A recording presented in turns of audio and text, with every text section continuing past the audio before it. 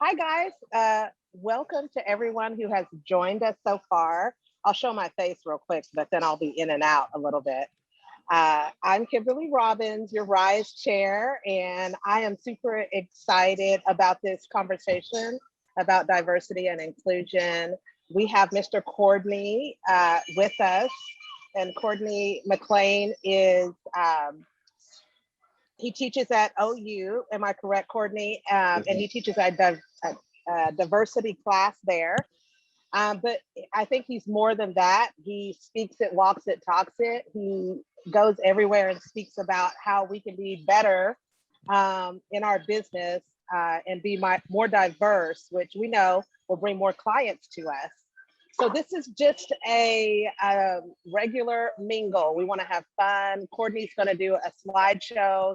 He's going to talk, but it's going to be a good time. Please use the chat and ask any questions you might have.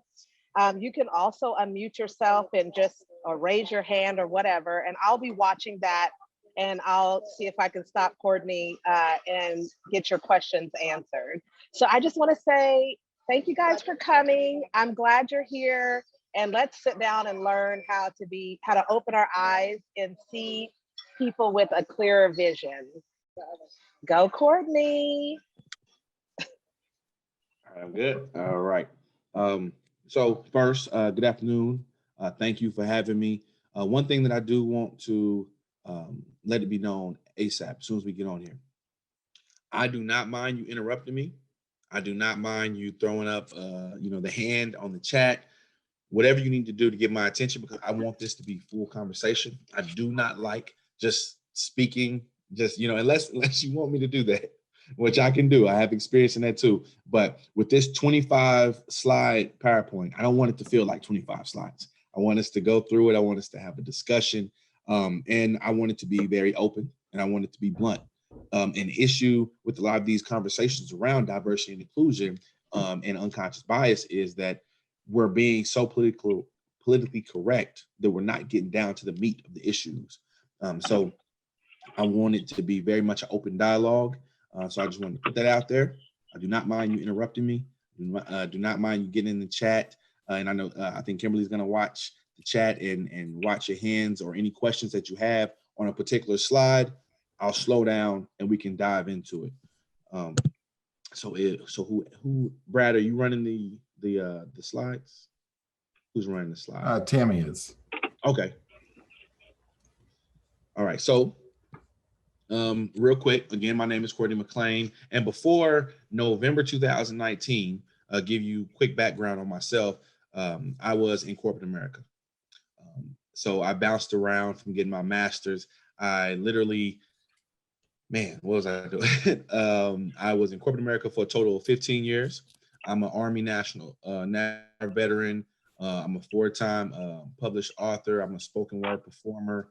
I'm a decent Excellent care of my speaker. people and save them a lot of money. I'm sorry, what'd you say, Brad? Oh, so a decent public speaker, college graduate, professor. I really appreciate all of these experiences that I have, right? But if you haven't noticed, I'm a Black man in America. So in all these parts of my identity has truly shaped like how I see the world and interact within it. So all of my past experiences, corporate wise, set me up, along with different certifications that I've received and different work that I've been doing, set me up to be culturally competent, right? And all of this for me has just been a battle against systematic racism. But today we'll speak about ageism, misogynistic ways and practices, hate crimes now very prevalent against the Asian community and transgender community, right? And no one can be free if we are all not free. So dismantling systematic racism to me is one of the forefronts of this discussion of this battle. We should attack that first because it's been over 600 years and we still battling racism, but now we have these new things that's at the forefront that we're trying to attack, but we still haven't fully took care of racism yet. So today will be unconscious bias discussion, but at the forefront is systematic racism. So, for instance, to define that, when white terrorists bomb a black church and kill 5 black children, that is an act of individual racism, widely developed by most segments of society. But when in that same city, Birmingham, Alabama, 500 black babies die each year because of the lack of proper food, shelter, and medical facilities, and thousands more are destroyed and maimed physically, emotionally, and intellectually because of the conditions of poverty and discrimination in the black community, that is a function of institutional racism. So we have to define those terms and make sure that we understand what we're speaking to directly. And within your business practices, we're primarily speaking to institutional racism. But it is institutional racism that keeps black people and all other marginalized groups of people locked in slum tenements, subject to daily prey of exploitive and slumlords, loan sharks, and discriminatory real estate agents. So the society either pretends it doesn't know of this latter situation, or it's in fact incapable of doing anything meaningful about it. So a lot of what everybody's doing, rest in peace to George Floyd, but when he was murdered in front of everyone, crying out for his mother, I get a lot of different calls. I got a lot of different calls. I got a lot of different people reaching out to me on LinkedIn because companies are now finally understanding that my silence means that I agree with what happened. The issue with that is once you break that silence, now people are expecting you to be accountable for you saying, I stand up for Black Lives Matter, or I stand up against Asian hate. I stand up against it. So when you say that, now you're putting yourself in a situation to be held accountable. So I believe when you talk about systematic racism, talk about housing in your case. Systematic racism means that even if individuals are not themselves racist or acting out of racial animus, the system itself is racist. And I appreciate you bringing me into this conversation because, you know, especially like the gentrification of the east side of Oklahoma City, which I live on the east side of Oklahoma City, we're seeing people being pushed out of the homes, people being taken advantage of because they don't understand the housing market, and a lot of past racist policies have created this intergenerational poverty or wealth, which then impact education, impacts employment, impacts criminality, impacts health, impacts everything. So just to give you a little bit of background of where I'm coming from the housing market and going into this idea of systematic racism. Within systematic racism, I would then define and tell you what we're going to talk about today. I would define diversity, equity, and inclusion. We'll discuss the value that more inclusion in the workplace can offer a company. I want to show you that DEI can also save your entity money from being sued and suffer losses over millions of dollars. And yes, I see the chat. I am from Oklahoma City. I graduated from Dale City, Oklahoma. Dale City High School in 2003. I went to OU, then came back to the house. I think I was just afraid to leave. All my friends left. Most of my friends left and went to Dallas or went to the East Coast, and I stayed. I don't know. I think by the time I hit my mid-20s, I really recognized cost of living, and I wasn't trying to go to the East Coast and pay for a matchbook apartment for maybe $1,500 a month. So I think cost of living kind of kicked in too. So we'll talk about the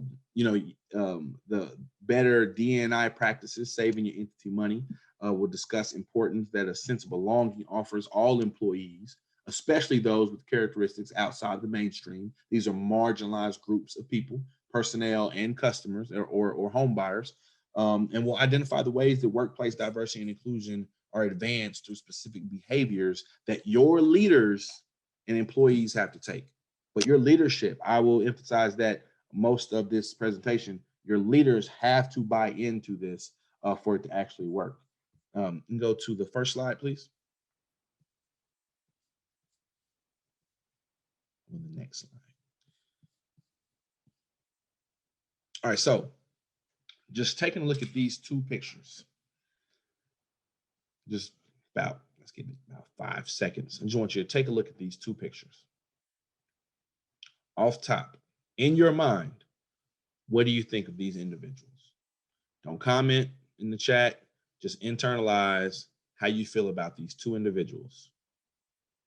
Okay, next slide for me, Timmy.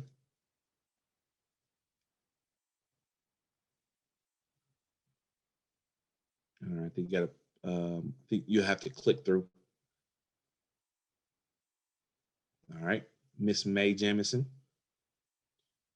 Click through. She's an engineer, physician, and professor, first African-American woman in space, and current principal of a 100-year Starship program. Now, just let that soak in for a minute. Going off of your first perceived notions of what you may have thought about this woman. All right, next slide, please. And soak this individual up for a minute, about 5 seconds. 3, 2, click through for me, Miss Tammy. It's John Fetterman. Lieutenant Governor of Pennsylvania. The tattoo on his arm is the zip code of Braddock, PA, where he served as mayor. Has a master's degree in public policy from Harvard. Let that soak in for a minute. All right. Next slide, please. Received international, oh yeah. Can't go one back, Tammy, get that last point. Received international media attention for the economic revitalization of Braddock. Next slide, please. So what is the reaction of the results? Anybody want to comment? Did anybody have any preconceived notions of either individuals? Come on, it's a safe space. Let's go. I'll jump in. I thought that lady, I said, oh, she looks sweet and nice. And then I thought he looked like a blue collar hard worker, but I wouldn't have said Harvard. Right. I think that that's important to understand, that it doesn't matter, because I'm a Black woman, what color or race you are, you still have biases, yes, that are naturally ingrained in you. So that was interesting. So anybody else before I talk about bias? The gentleman reminds me of my brother and his biker crew. Like, that was my immediate reaction. My brother rides Harleys and he looks like all the guys my brother rides with, and most people assume they're really bad guys, but they're nothing more than giant teddy bears. Right. I actually can vouch for that, because when I was in the Army, some of my battle buddies were in biker clubs and there were some big teddy bears. All right, so speaking on bias, it's human nature. And the limbic brain, which I'll go into, causes us to have some type of unconscious bias or prejudice against people who do not look like us. And I know everyone is saying, oh, no, not me, but we all do. We all have bias. It's human nature. And no judgment, but it's human nature. And this evolved actually in the caveman days. You run into someone back then that did not look like you, naturally caused some concern, right? Who are you? Where do you come from? And don't take my food. So bias was a need to survive. And in business, now inclusion will be the tool that will fix the systematic dilemma to function and thrive in this 21st century. Now, in your work, we are speaking to the unnatural. Inclusion, being included, including others, valuing and respecting, engaging, fully contributing comes easily for those who perceive themselves as similar or like-minded, and sharing values, similar perspectives and experiences. But across differences, inclusion indeed requires attention, and practice. So addressing these challenges, we must use cross-disciplinary approaches critical to success. So that means we have to think outside the box, and we have to get out of our limbic brain. So all these provide, and when you talked about instructional design, adult learning theory, sociology, you don't have to be a total expert in diversity and inclusion to really be engaged and be intentional about applying it to your workspace. Next slide. So, what are your associations with the word bias? The inclination is to judge without question, without awareness, intention, or control. Next slide. So, Tammy, if we can watch this, it'll work for us.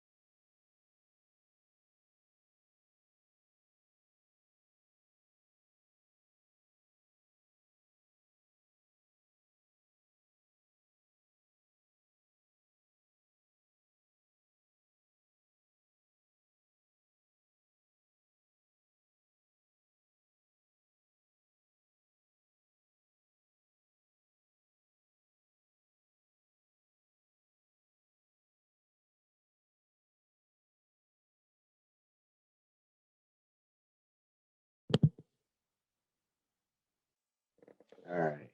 So I love that video right there. So basically the setup was for you to drop your bias, for you to drop your automatic inclination to judge people.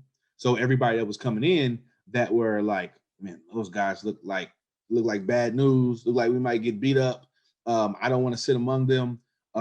That's the natural what is it called? Had on the tip of my tongue. That's the natural cafeteria syndrome. When you walk into a cafeteria, you want to identify with people, right? I remember in high school in Dale City, we had the jocks, we had the so-called people who had money. We had what was it? The goth at that time with the big jinkos and black fingernails and all of that. So you kind of find your little avenues of, okay, where do I want to sit? I want to sit with people I can identify with, such and such. So in this, they broke down their own barriers, and it was to see who could break down their own barriers. And when they did, you saw how everybody was so welcoming and joyous, and then gave them celebrated with toasting a beer with them.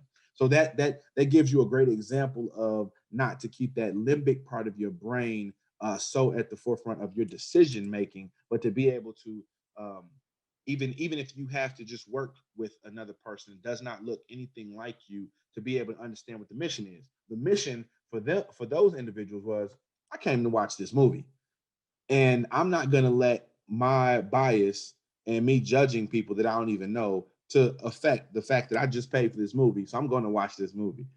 So I really love that commercial. Any questions or anything like that? I want to make sure I'm intentional with asking if there's any questions. All right. Courtney, that was really good, because in our business, we have to deal with the general public, and we absolutely have those biases. But at the end of the day, we're trying to, sell a house or find a home for someone. And if we can move past that, it'll just double our business. I know somebody has questions out there though. Why are y'all so quiet? And naturally your brain looks at occurrences in the past, and it makes snap decisions for you without you even having to think about them. Like, and not to be a part of ageism, but I often speak on why I am not so gung-ho about trying to change the mind of people that are like in their 70s or their late 60s or such, because they have such a strong connection with their past experiences that I just don't have time to try to beat over their head that Black people are good or to not think that all women are super emotional and incompetent, when making logistical decisions. Like I don't have time to try to fix that. What I want to do is I want to try to help people cultivate a culture, and either it's going to affect the mindset of that older person, that older employee, or they will understand that, you know what, this just isn't for me anymore, and they're going to leave, they're going to retire, or they're going to have to, buckle down and open their mind and change their ways. But either way, we have to cultivate the culture. So I don't really have time to invest in trying to change somebody's mind that literally have these old occurrences in the past that helps them make those snap decisions without really ever thinking about them. So that's why the bias is unconscious. It takes concentration and effort to not allow your unconscious mind to become sucked in by the bias. Um, so we basically talked about these. How do they respond to their bias? Talked about that. Next slide, please. So let's go into the brain. All right. So an example of spontaneous. So I have a cousin, and he acts all the time without thinking, right? And and he's my favorite cousin. You know, I call him my little brother. Matter of fact, the story goes that I didn't even speak until he was born, and he's only 2 years younger than me. But I've always called him my baby. And it's funny because now I'm 36 and he's 34. And I always still look at him as my baby brother, right? But he doesn't think at all when he makes decisions. He just goes. If he kept track, he probably messed around and had 12 DBAs if he really was doing the paperwork. You know, like as soon as he has an idea, he just goes for it. He doesn't think about any consequences or anything, right? Now, me, on the other hand, I overthink situations. I will overthink something so much where I won't even execute it sometimes because I had overthink everything that could go wrong. So my cousin, he works with the automatic brain. It could be good sometimes. Yeah, a lot of times it's probably bad. So the automatic brain acts like a young child. It communicates through emotion and symbols. It's the unconscious mind, and it can get your attention quickly by using feelings and symbols. This is the limbic part that I was speaking about. The limbic, if you are suddenly overcome with fear, for example, your unconscious mind has just discerned that your survival may be at risk. This is back to the caveman days. Somebody doesn't look like you, your limbic brain, your automatic brain, it reacts. So, right. So the way it deals with positives, it really deals with positives. Negative words like don't, know, or not are largely ignored by your unconscious mind. And it makes associations and learns quickly. It learns quickly to protect yourself. Your unconscious mind is always on alert, but one bad experience in the classroom, at school, in your community, or whatever have you, it translates into a core belief that anything related to that, either it won't be fun, it'll cause harm, and it'll actually make you become anxious. So in the actual theater example, you know, you have plenty of movies where they stereotype bikers.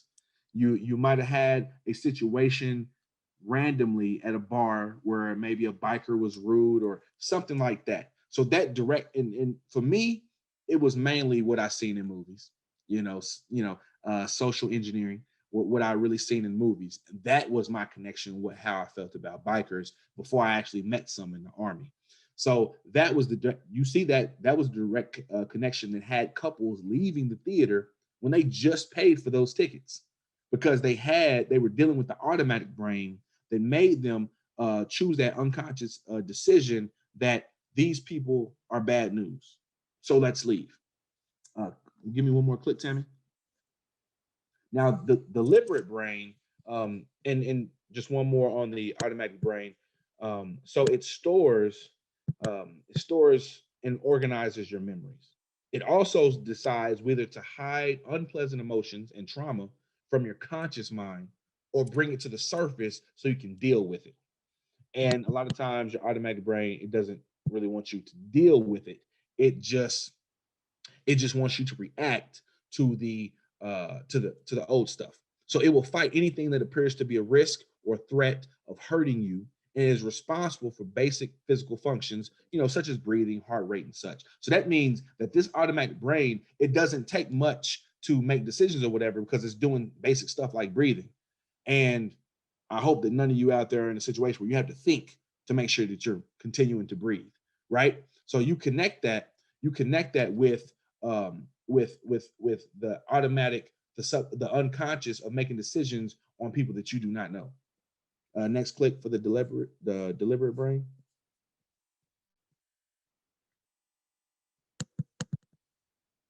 Now the deliberate brain, this is the thinking brain. It's slower to come to an action. It's more intentional. It's more controlled. It's deliberating, but it's not always on, right? so this means that, if your past experiences you've dealt with, and I'll give you an example. Me growing up on the south side of Oklahoma City, I went to church on the east side, right off of Northeast 23rd. From what my grandmother, that grew up within Jim Crow and seen sit-ins and seen police brutality, way before I was even born. She basically told me, hey, white people are unsafe, stay away from white people. Just blanketed statements, right? So dealing with that, and then growing up and seeing police brutality, seeing my uncles harassed by police, but not really making the connection that my uncles were selling drugs, but just making the connection that anytime I saw policemen, they were harming people that looked like me. So that's a part of my automatic brain.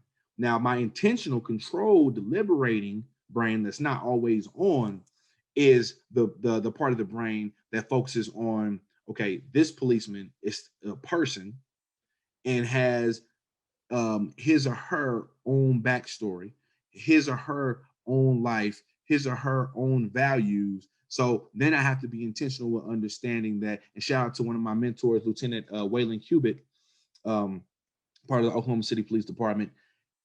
He dang near has me wanting to be a policeman just because of what kind of man he is. So understanding that just because somebody wears a certain uniform or is a certain color or a certain gender or identifies with a certain lifestyle is not bad, or is not connected with some type of bad feeling that you may have, that you were taught, where you directly connect with because of something that is within your automatic brain. We have to be more intentional with making sure that we separate those things, right? Next slide, please. Any question on the brain activity?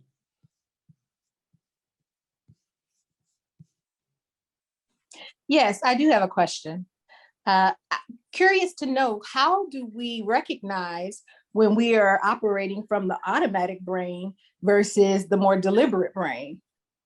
So, great question. For me, an easy answer is walking into a space and thinking about what you automatically think about someone that does not look like you, because we make those judgments all the time. We make those judgments all the time. Walking into a space, and one thing that I had to understand is black male privilege, that a lot of black men don't like to talk about. We don't like to talk about it. We have black male privilege.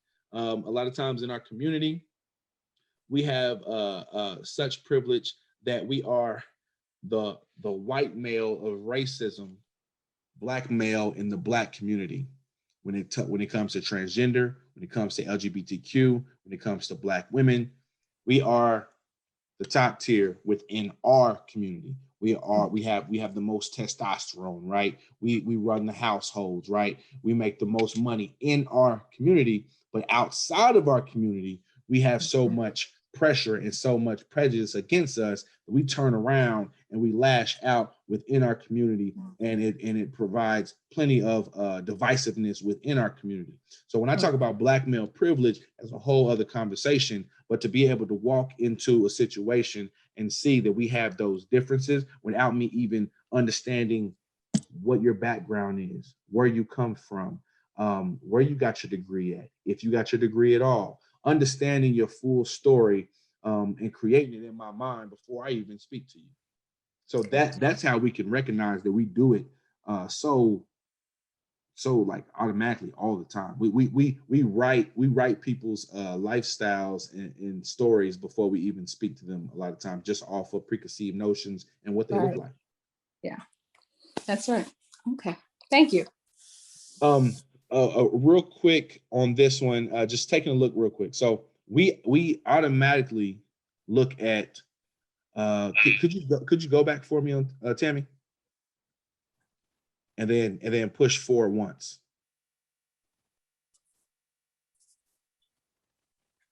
So when you first see these, most time you're going to identify with the color, right? Now, you may be pretty smart and you're picking it up pretty fast, but a lot of times when you first see green, you're recognizing green, but it's red. And I want you to read these. Second one, blue, but it's green.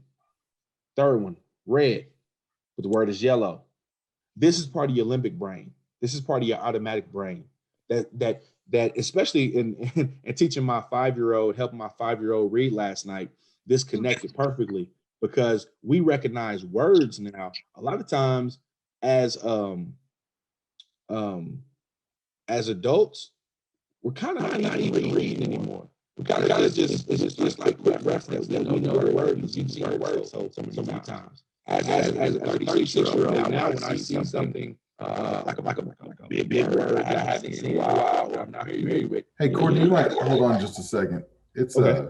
We're getting some bad static. Okay. You've cleared up now. Go ahead. Okay. It's probably my terrible connection. It's spotty sometimes. But going back to the limbic brain in this part is that you're making a direct connection because you're used to reading so much. So a lot of times we can read a whole paragraph and not really sitting there and pronounced or any type of words or slow down because the reference is so quick. That's part of the automatic brain too. We've become so accustomed to reading over the years, over the decades of reading, that now we're just recognizing. That recognizing is part of the automatic brain now. It's a part of our unconscious mind. Tammy, go forward for me. So it's the data and the action. That's part of the limbic brain. The data and the action. So the data is, I see this white male with a whole bunch of tattoos and leather on. This is the data. This is where I'm unconsciously getting it, right? The action is that I'm going to stay away from them because my unconscious mind tells me they're dangerous and I should protect myself. This is the limbic part, data and action. Click one more time. So this is when the deliberate mind kicks in. It's data, then pause. The pause allows you to be more intentional with getting to know the person, get more intentional with understanding where they come from, get more intentional with trying to break down all those unconscious biases that you have been carrying around with you for decades. Then you have an action because you took time to let your deliberate brain kick in.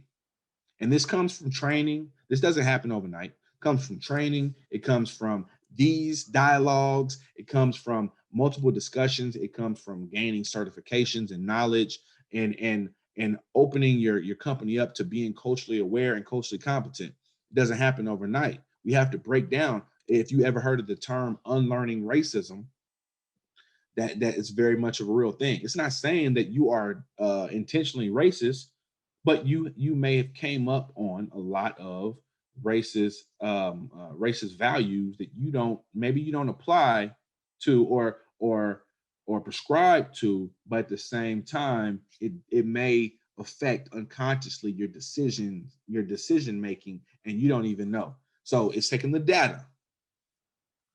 Me, I do this when I'm leaving the gym. A black man in a hoodie, walking into a store.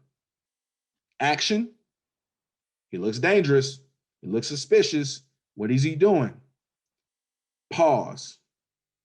I have multiple degrees. I'm a community activist. I'm not doing anything but coming in here to give me some chocolate milk and get my baby some gummy bears. I don't have any bad intentions. That's the pause. Then the action is recognizing, maybe just having a conversation with me, or as the store owner, getting to know me in like a 2-minute interaction. Something that we take for granted. Just having some type of dialogue. Even when people are suspicious, police officers will tell you sometimes to, engage that person, because when you engage that person, you're recognizing that they're there, and sometimes people won't rob your store or rob you because you've engaged them. You let them know, hey, I see you. So that's that pause in any situation. Data, I'm a black man in a hoodie. Pause, you get to know me. We have a 30-second conversation. You understand that I'm not a threat. The action is you recognize that I'm not a threat, and you won't pull your weapon out on me thinking I'm going to rob your store. But all of that is the deliberate brain slowing down your unconscious mind. Next slide.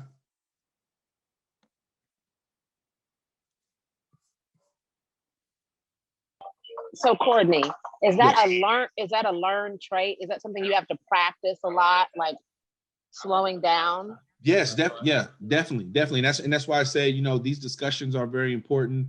Any type of consistent training that your company develops, being able to have real conversations, not just checking off the box. And a lot of times, a lot of companies are just checking off the box.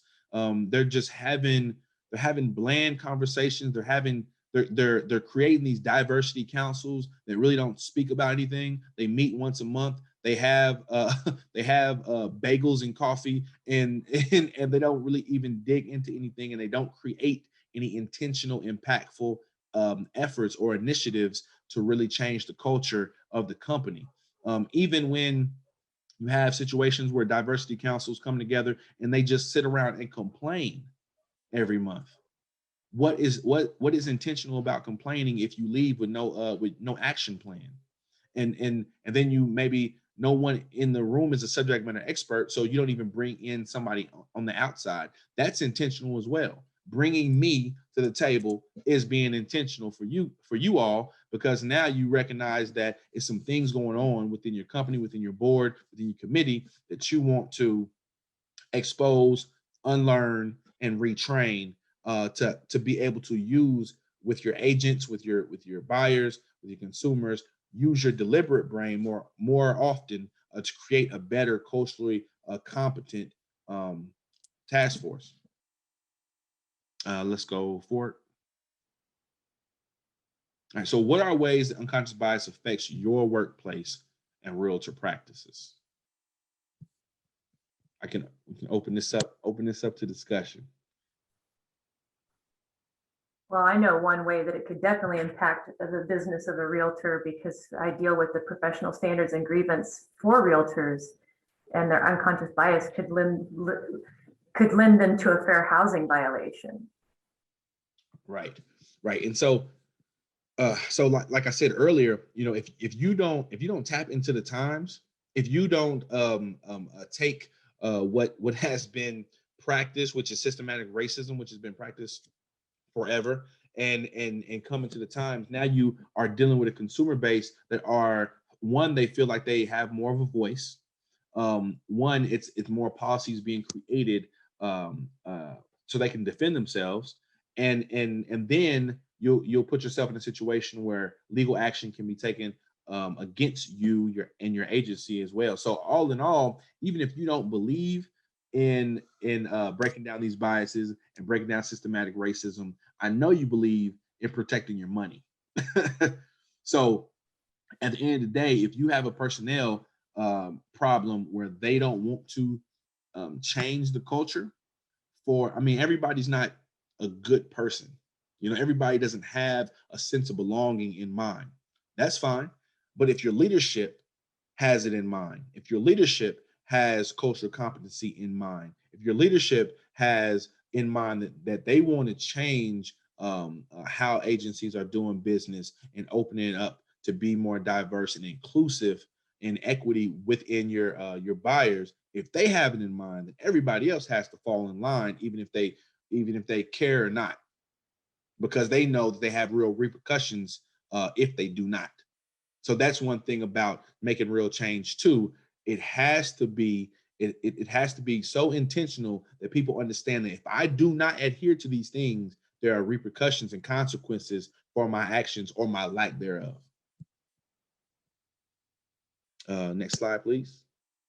So examples, as Tammy spoke to, but what type of buyer are you looking to help more than others?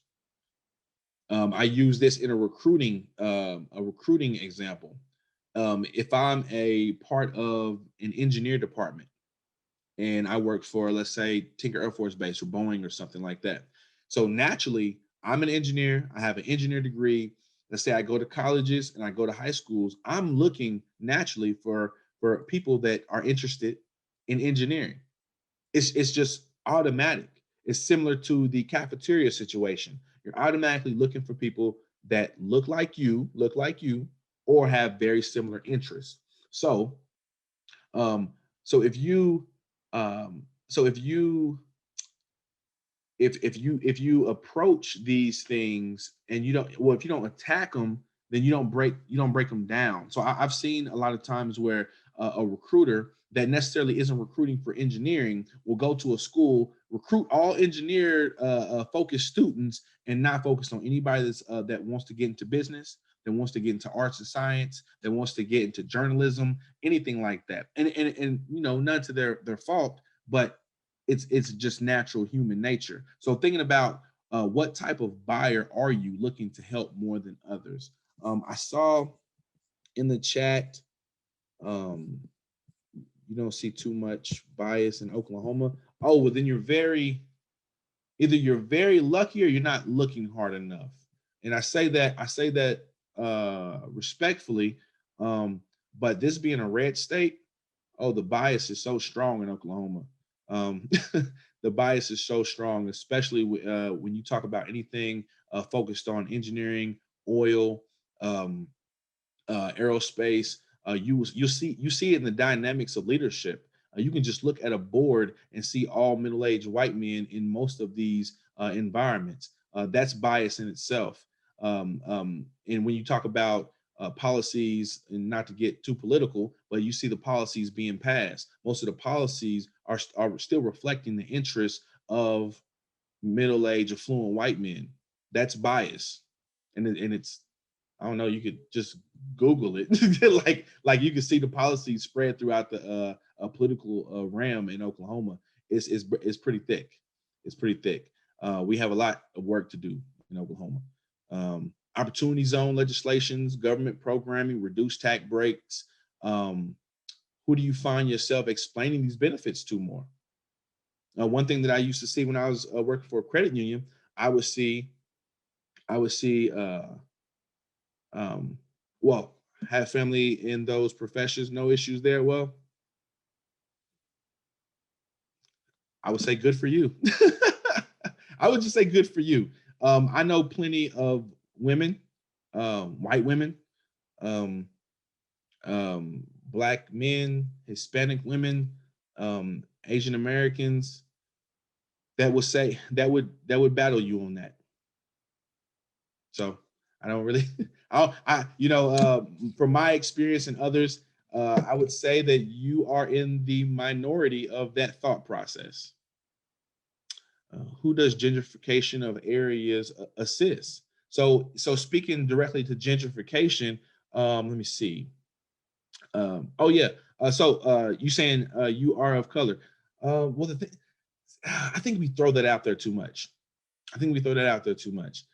People of color will say, well, I am of color. So if I say that I don't see any bias or I don't see any racism, see, the thing about that issue is some of us don't recognize it. Some of us don't know what it looks like. So we could be of color, or we could be a minority or an ethnicity that is a marginalized within the marginalized group, and we don't know what it looks like because we haven't been totally exposed to it. We haven't been educated on it. Yeah, um, uh, I see that often, and that doesn't. I see it often, mainly when I was in corporate America, because they would be so ingrained in the drinking the Kool-Aid of the company that they will literally tell you that there's no issue uh, when there's no issue in it. Um, yeah, it's really a study of microaggressions, a study of systematic racism. Like if you still, even if you don't feel like there's any bias, if you don't feel like you don't have any microaggressions, just look at the board. Just look at most of the leadership in Oklahoma when it comes to different industries. That right there is unconscious bias. That right there is systematic racism. Um, oh, speaking to gentrification, so a lot of times, we'll be in situations where we want to help people that look like us. Like I said, that's human nature. That's human nature. So wanting to help somebody look like you is human nature. But we have to be more intentional with making sure that we're taking the benefits that we know about, like, when it comes to zoning, tax breaks and all that, and making sure that we apply it to everybody that we're speaking to. And that's when the inclusion comes into play, because now you're giving everybody the same opportunity that you would, even if it's somebody that's sitting in front of you that went to high school with you. Because I know if I link up with anybody that is from Dell City High School, I'm going to want to help them out as much as possible. That's human nature. You come from where I come from. Or, if you're a young Hispanic lady from Houston, I work with some at OU, and they are really intentional with making sure that they get in contact with young Hispanics from Houston, because that's where they come from.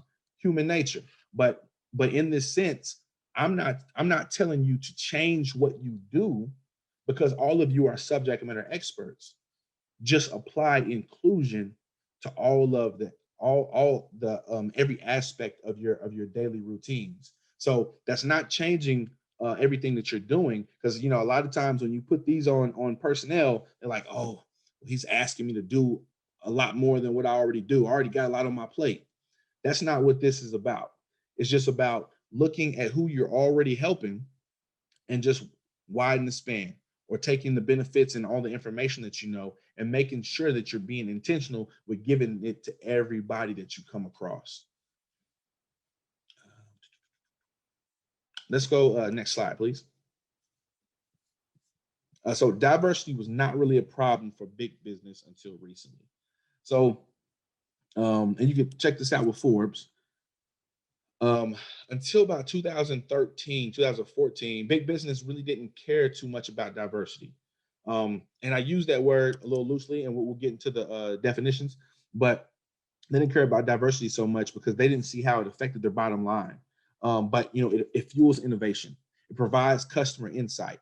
The thing about a company moving into certain areas with low cost of living is that a lot of times the people that the company is surrounding are marginalized groups of people. So you have to understand that your customer base and the people that you're around should reflect your employees, because now you have employees that hopefully are culturally competent because they look like the people surrounding the company now. So now you have more people involved with the decision making, with the marketing, with the advertising. So you have less problems like what was it, H&M with the little black boy with the coolest monkey in the jungle shirt.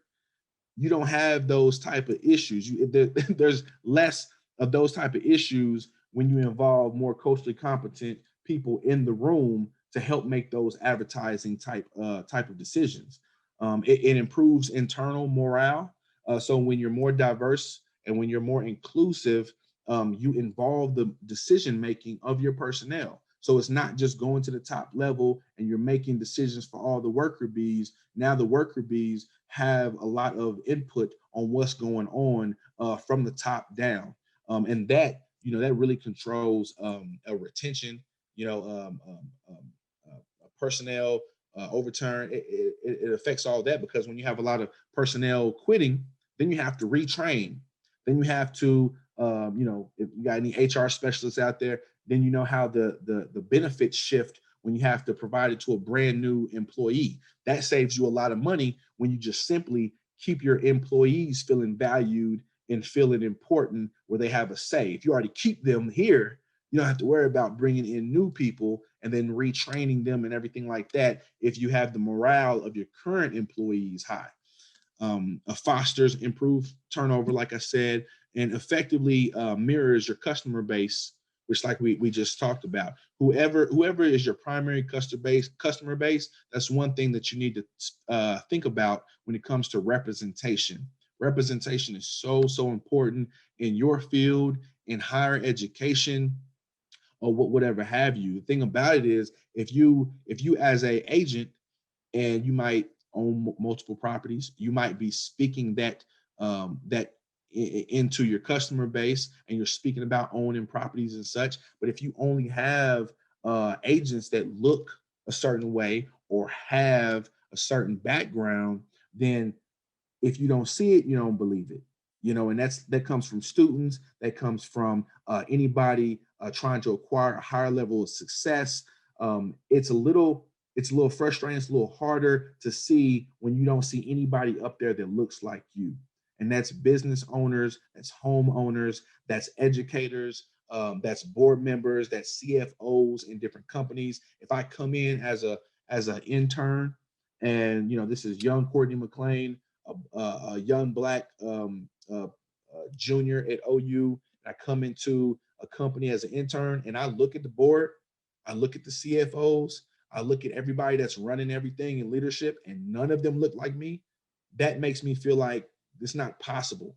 It's not possible for me to get there because nobody else is there. You can't tell me no other Black man was capable to become a CFO for this company, or in leadership, or in project management, or anything like that. So it's just a little bit unbelievable sometimes when the representation isn't there. So making sure that as agents, you have multiple different representations out there, and not to pigeonhole anybody, but just having the availability to show a wide range of inclusion when you are hiring agents and have agents on staff.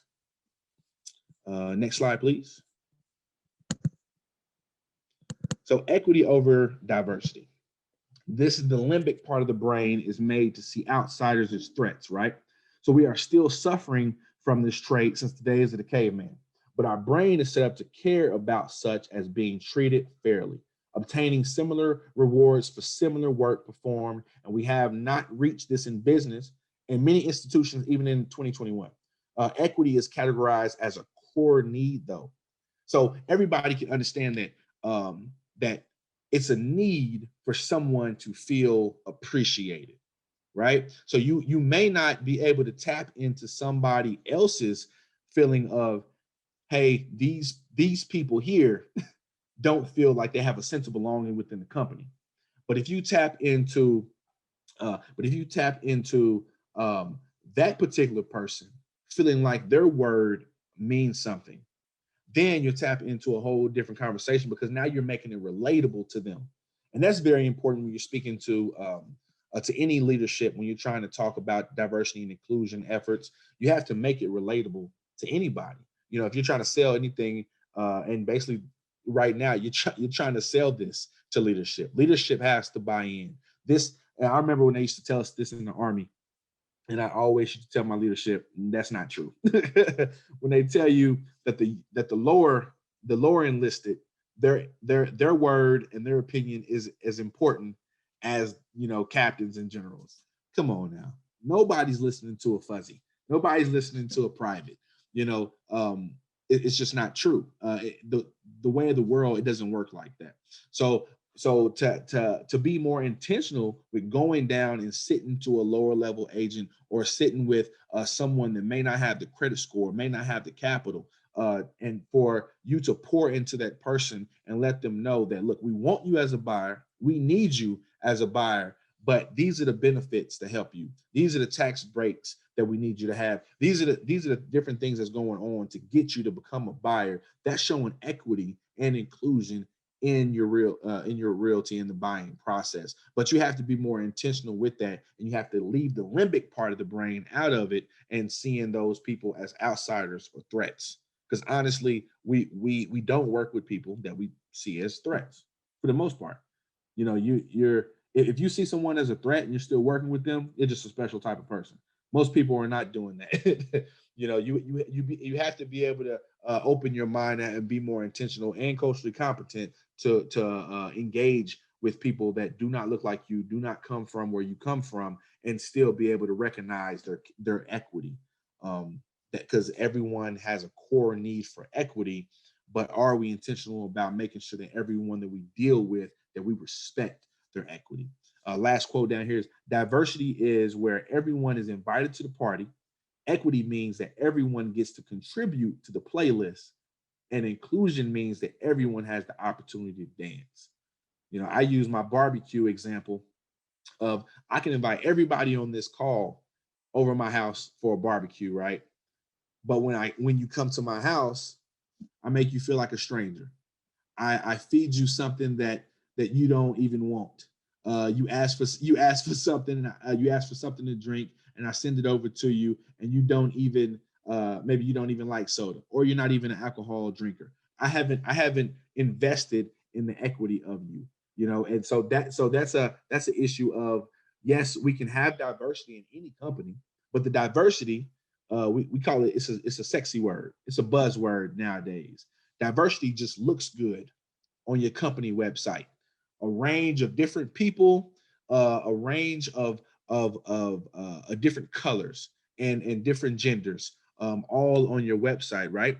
But when you tap into inclusion, that means that everybody there has a say so in the policies and procedures that are getting passed.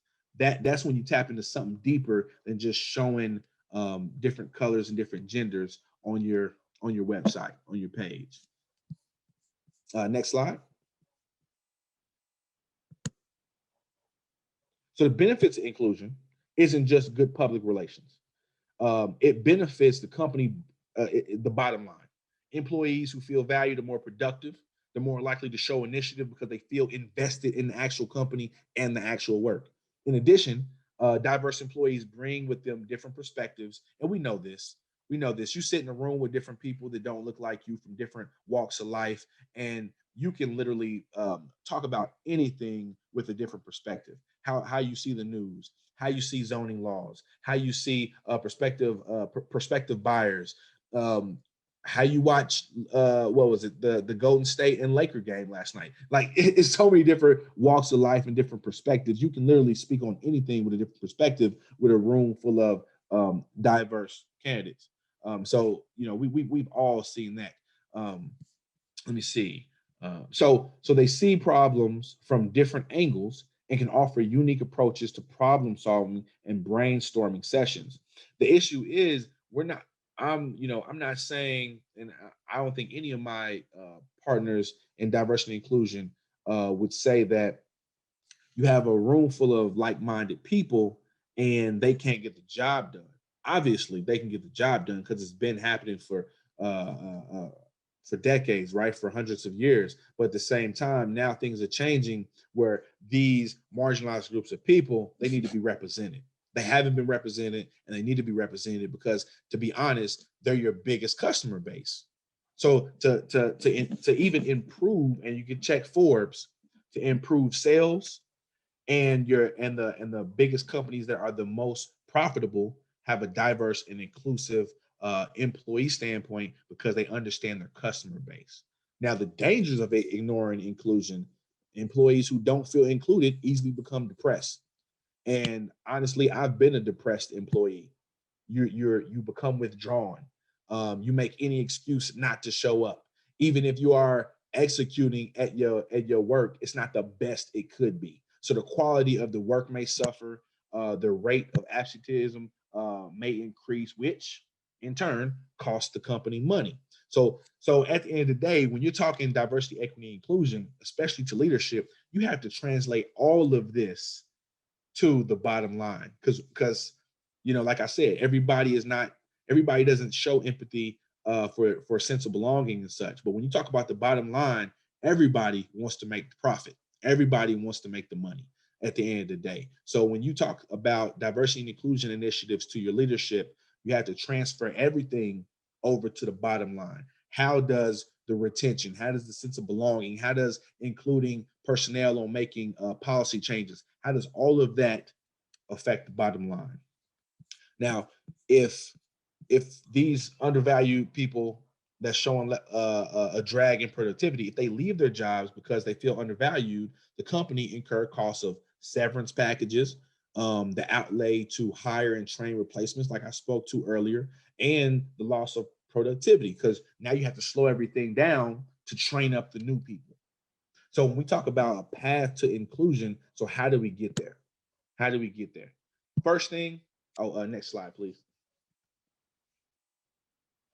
I use this example. President John F. Kennedy addressed NASA effort in 1962. He said, we will go to the moon in this decade. The very similarity to that, what we do with diversity and inclusion is we'll say blanket statements like, we care about hiring more women at our agency. It's very broad, right? It's generic. So the difference is we're going to form a space committee, or that we care about going to the moon. See, that's generic because it just says we care about it and we're going to eventually go sometime. but what President Kennedy said, we will go to the moon in the next decade. So one, you have to verbalize the problem. The issue is we need to hire more women at our agency. Then you make it measurable. Making it measurable, then that gives you an actual, like, how are you going to measure it?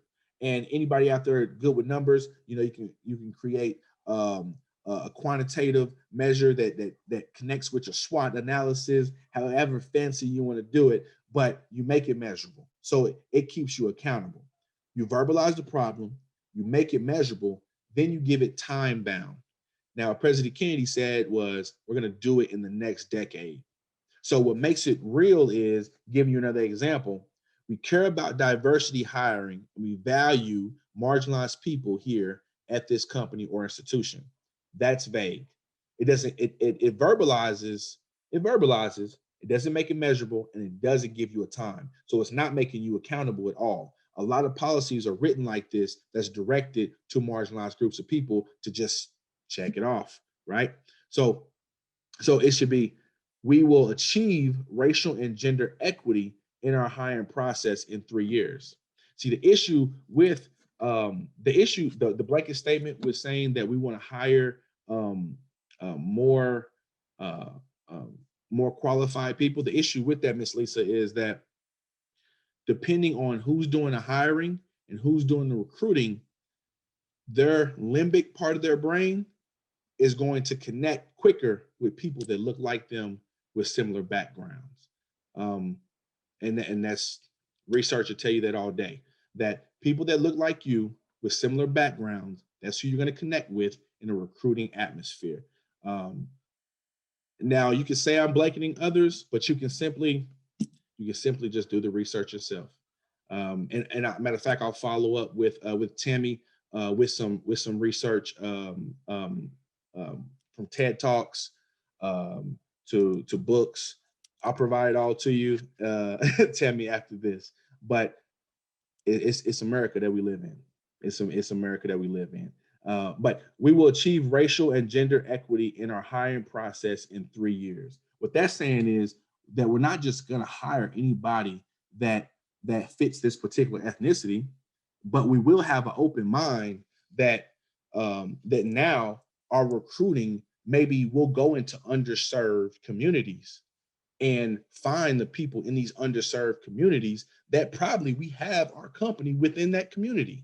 We're going to go into this actual community and look at the people that are qualified from this community, instead of always going into such and such community or such and such university to pull qualified employees or qualified personnel, but we're going to go into other communities to try to find these qualified personnel. It's just having a different mentality on recruiting and hiring.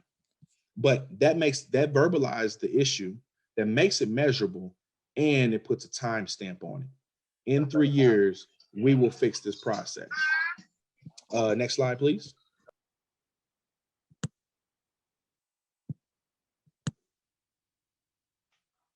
All right, so organizational how to. So you have to disrupt the bias, right? This is what I've been talking about with the different brain functions. You have to disrupt the bias. You have to recognize what's going on with the bias. Now, increasing diversity directly from disrupting the bias, that's just making it more colorful. It's bringing in more ethnicities, making sure that women are recognized. But you have to cultivate the inclusion and belonging. You have to make sure that when you're bringing women in, that they have a say-so, that they actually have some input when you're making these big decisions, when you're changing the mission statement, when you're changing policy, when you're changing health benefit policies, when you're changing the avenue of the demographic that you're targeting now, when the women the new hirees that are women that you bringing in, and you applying the fact that they have an expertise, they have a say, they have a particular dynamic that you may not already have present. You need to bring them to the table so you can get their feedback and get their knowledge. That's cultivating the inclusion and belonging, because once you do that and you take that, that you recognize that they have something to say and it's of value and it's being implemented in your policies and procedures now, then they feel a belonging. They feel like you actually value what they say, and they don't leave you and probably go get some more money where they feel valued and the other company is taking heed to all of their knowledge and expertise. So when you cultivate it, it enhances the innovation, because now everybody that's brought to the table or brought in just because it's diverse, now it's inclusive, and you're appreciating everybody's equity. Now the enhancing of your company and the inner workings of how you do business is evolving.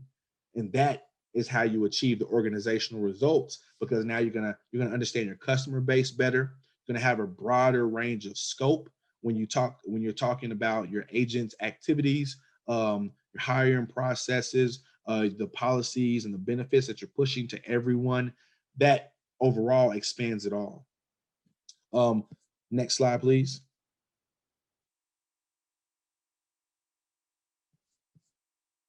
Yeah, just pass through here, Tammy. All right, so these are my 5 A's that I like to talk about when how to accomplish. The first thing I like to talk about is realistically to do a general assessment. Assess. Do you want this? Talk to your leadership. Do you truly want to really put in place true measures of inclusivity and equity? Because are you prepared for what we will find, or see the lack of? Because people will say we want to bring diversity and equity and inclusion to the forefront of our company, but then when you bring it up and you bring up all the different changes, a lot of these changes, they cost money.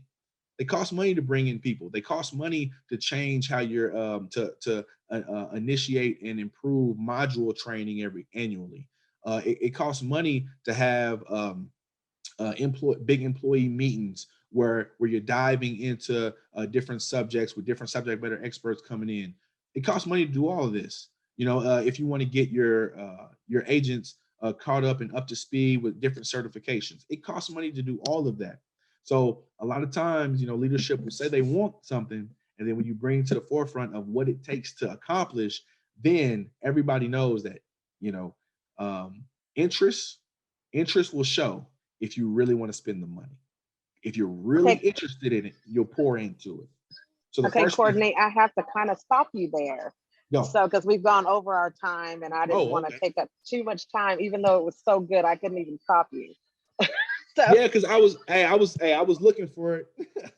I know it. So I just want you to do just a general statement to close. I want everyone to know that we will have you back. We will continue this discussion because I think it's very important. I love all of the dialogue, but I would really like the next time for us to have some real blanket questions. I mean, Stump Courtney is what we're gonna call it maybe next time. I told y'all beforehand, even outside the chat, if we would have just tapped in, raised your hand, we could have had a full discussion on different things. an hour on Zoom gets a little rough anyway, because in the pandemic, I'm pretty sure all of us are tired of Zoom. So to blanket it, to finish it up, it's about assessing, going on those. My little girl's just out here and they knocking on my door. Just real quick, assessing, then you aspire, and then you create actions from assessing. And the action is investing in diversity strategies, training up your team, making sure that you have subject matter experts come in, then looking at how to apply. The apply is building in the inclusion, sharing the experience. Then after all that, you have to assess again to take responsibility for everything that you found out and everything that you're trying to apply. Again, my name is Courtney McLean. Tammy has my contact information. I appreciate your time today, and hopefully I'll see you again soon. And please reach out to me. Tammy has my contact information. Thank you so much, Courtney. I want everyone to just know that we plan on having Courtney back on another Mingle. We'll get into some other topics, but this is all about building a great platform for your business so that you can remove some of the barriers that keep you from being a great agent to a many diverse group of people.